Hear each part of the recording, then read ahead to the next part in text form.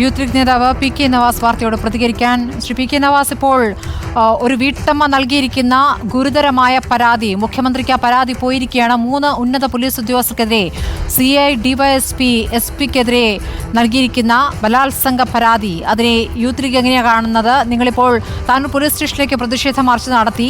ഈ വിഷയത്തിൽ നിങ്ങളുടെ നിലപാടെന്താണ്? യഥാർത്ഥത്തിൽ കേരളം വളരെ അത്ഭുതത്തോടു കൂടി ഞെട്ടിയിട്ടുമാണ് ഈ വാർത്തകൾ കേൾക്കുന്നത്. കേരളത്തിലെ പോലീസിംഗ് സംവിധാനം എന്ന് പറയുന്നത് ജനങ്ങളെ സംബന്ധിച്ച് അവർക്ക് ആത്മവിശ്വാസം പകരേണ്ട ഒന്നാണ്. ആ ആത്മവിശ്വാസം പകരേണ്ട പോലീസ് തന്നെ ക്രൂരമായ ഇത്തരം പ്രവർത്തനങ്ങൾക്ക് നേതൃത്വം കൊടുക്കുന്നുവെന്ന് പറയുന്ന ഞെട്ടിപ്പിക്കുന്ന വാർത്തകളാണ് ഇന്ന് രാവിലെ മുതൽ റിപ്പോർട്ടർ ചാനൽ ഉൾപ്പെടെ പ്രക്ഷേപണം ചെയ്തുകൊണ്ടിരിക്കുന്നത്. ഇപ്പൊ ഞാൻ മിനിറ്റുകൾക്ക് മുൻപ് ഈ പറയുന്ന DYSP-യുടെയും അതുപോലെ തന്നെ CI-യുടെയും ഒക്കെ പ്രസ് കോൺഫറൻസ് കണ്ടു. അതിൽ അവർ പറയുന്ന കാര്യം, ഈ പരാതിക്കാരി നേരത്തെ തന്നെ ഇത്തരത്തിൽ ആരോപണങ്ങൾ ഉന്നയിക്കാറുണ്ട്, പണം തട്ടാൻ വേണ്ടി ഇത്തരം ആരോപണം ഉന്നയിക്കുന്ന ആളുകളാണ് എന്നാണ്. ഞാൻ പിന്നെയും അന്വേഷിച്ചു, ഈ പോലീസ് സ്റ്റേഷനിൽ എവിടെയെങ്കിലും ഇവരുടെ പേരിൽ എന്തെങ്കിലും FIR ഉണ്ടോ?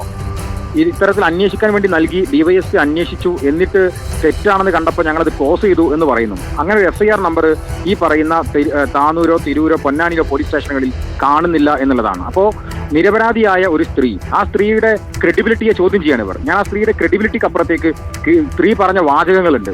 ആ വാചകങ്ങൾ കേരളത്തിൽ കഴിഞ്ഞ കുറേ ദിവസങ്ങളായി നമ്മൾ കേട്ടുകൊണ്ടിരിക്കുന്ന വെളിപ്പെടുത്തലുകളുടെ തുടർച്ചയാണ്. നോക്കൂ, താമിർ ജിപ്രി കൊലപാതകവുമായി ബന്ധപ്പെട്ട് ചേളാരിയിൽ നിന്ന് തിരൂരങ്ങാടി യൂണിവേഴ്സിറ്റി പോലീസ് സ്റ്റേഷൻ പരിസരത്തിൽ നിന്ന് അറസ്റ്റ് ചെയ്ത ഒരാളെ പിന്നെ കൊണ്ടുപോയത് തിരൂരങ്ങാടി സ്റ്റേഷൻ കഴിഞ്ഞ് പരപ്പനങ്ങാടി സ്റ്റേഷൻ കഴിഞ്ഞ് താനൂർ സ്റ്റേഷനിലേക്കാണ്. ഇപ്പൊ ഈ ആരോപണം എത്തി നിൽക്കുന്നത് താനൂർ സ്റ്റേഷനിലെ DYSP-ക്ക് നേരെയാണ്. ഈ ബെന്നിയാണ് അന്നും അവിടെ ഉണ്ടായിരുന്നത്. എന്ന് വെച്ചാൽ ഈ നെക്സസിന്റെ കണക്ഷനുകൾ, ഓരോ കേസുകളിലും ഈ നെക്സസിലെ ആളുകൾ തമ്മിലുള്ള കണക്ഷനുകൾ പ്രകടമാണ്. അത് വളരെ സുതാര്യമായ രൂപത്തിലേക്ക് പുറത്തേക്ക് തെളിഞ്ഞു വരുന്നുണ്ട് ഓരോ ആരോപണങ്ങൾ വരുമ്പോഴും. അപ്പൊ ഈ സ്ത്രീ പറയുന്നത് സ്ത്രീക്ക് ക്രെഡിബിലിറ്റി ഇല്ല എന്ന് പറയുന്ന പോലീസ് ഉദ്യോഗസ്ഥന്മാർ ഇപ്പോൾ ആർക്കെതിരെയാണ് ആരോപണം ഉന്നയിച്ചിരിക്കുന്നത്? ആ ഉന്നയിച്ച ആളുടെ ക്രെഡിബിലിറ്റി എന്താണ്? ഇപ്പൊ SP സുജിത് ദാസിന്റെ ക്രെഡിബിലിറ്റി എന്താണ്? നിരന്തരമായി മലപ്പുറം ജില്ലയുടെ തെരുവുകൾ മുഴുവൻ അദ്ദേഹത്തിനെതിരെ പുതിയ വെളിപ്പെടുത്തൽ നടത്തിക്കൊണ്ടേയിരിക്കുകയാണ്. ഇപ്പൊ ഇന്ന് മറ്റൊരു ചാനലിൽ ഞാൻ കണ്ടു, രാമനാട്ടുകര പിന്നെ വാഹനം ഇടിച്ച് 5 പേർ മരണപ്പെട്ടു പോയിട്ടുള്ള സ്വർണ്ണവേട്ട കേസിൽ തങ്ങൾക്ക് പണം ആവശ്യപ്പെട്ടു, കേസിൽ നിന്ന് ഒഴിവാക്കി തരാൻ സുജിദാസ് ആവശ്യപ്പെട്ടു എന്ന് പറയുന്ന വാർത്ത. തൊട്ടപ്പുറത്ത് പിന്നെ ഒരു റിയാൻ വധക്കേസുമായി ബന്ധപ്പെട്ട് കേസ് അന്വേഷണം കൃത്യമായി നടത്തിയില്ല എന്ന് കുടുംബാംഗങ്ങൾ പറയുന്ന പരാതി കേട്ടു. അതിന് തൊട്ടപ്പുറത്ത് ശ്രീകുമാറിന്റെ കുടുംബാംഗങ്ങൾ ഇദ്ദേഹത്തിനെതിരെ പരാതി പറയുന്നു. സ്വാഭാവികമായി ഈ പരാതിയുടെയൊക്കെ തുടർച്ചയായി പൊന്നാനിയുടെ വീട്ടമ്മയും പരാതി പറയുമ്പോൾ ഈ വീട്ടമ്മയെ വിശ്വാസത്തിലെടുത്ത് തന്നെ മുന്നോട്ട് പോകാനാണ് മലയാളിക്ക് സാധിക്കൂ എന്നതാണ് ഈ വിഷയവുമായി ബന്ധപ്പെട്ട് പറയാനുള്ളത്. അതിശക്തമായ സമരത്തിന് മുസ്ലിം ലീഗ് ഉൾപ്പെടെ നേതൃത്വം കൊടുത്തു. ഇന്ന് ബഹുമാനപ്പെട്ട മുസ്ലിം ലീഗിന്റെ ദേശീയ സെക്രട്ടറി കുഞ്ഞാലിക്കുട്ടി സാഹിബ് തന്നെ അത് കൃത്യമായി പറഞ്ഞു. ഇന്ന് രാവിലെ യൂത്ത് ലീഗിന്റെ മാർച്ച് താനൂരിലേക്ക് ഉണ്ടായി. നാളെ മുഴുവൻ പോലീസ് സ്റ്റേഷനിലേക്ക് മുസ്ലിം യൂത്ത് ലീഗ് മാർച്ച് തീരുമാനിച്ചിരിക്കുന്നു. അതിശക്തമായ ഒരു പോരാട്ടത്തിന് മുസ്ലിം യൂത്ത് ലീഗ് തെരുവിലുണ്ടാകും. മാത്രമല്ല, നമ്മൾ മനസ്സിലാക്കേണ്ടത് കേരളത്തിന്റെ ആഭ്യന്തര വകുപ്പ് മന്ത്രി അദ്ദേഹവും ഈ പറയുന്ന SP-യും തമ്മിലുള്ള സൗഹൃദത്തെക്കുറിച്ച്, ബന്ധത്തെക്കുറിച്ച് നേരത്തെ തന്നെ കേരളത്തിൽ ചർച്ച ഉയർന്നതാണ്.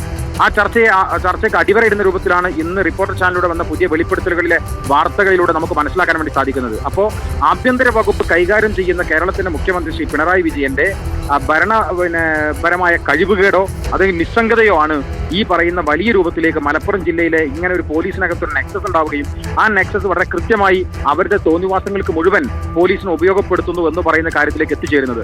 അടിയന്തരമായി മുഖ്യമന്ത്രി ആഭ്യന്തര വകുപ്പ് ഒഴിയണം. ആഭ്യന്തര വകുപ്പ് കേരളത്തിലെ ജനങ്ങളുടെ വിശ്വാസത്തെ തിരിച്ചു പിടിക്കണം.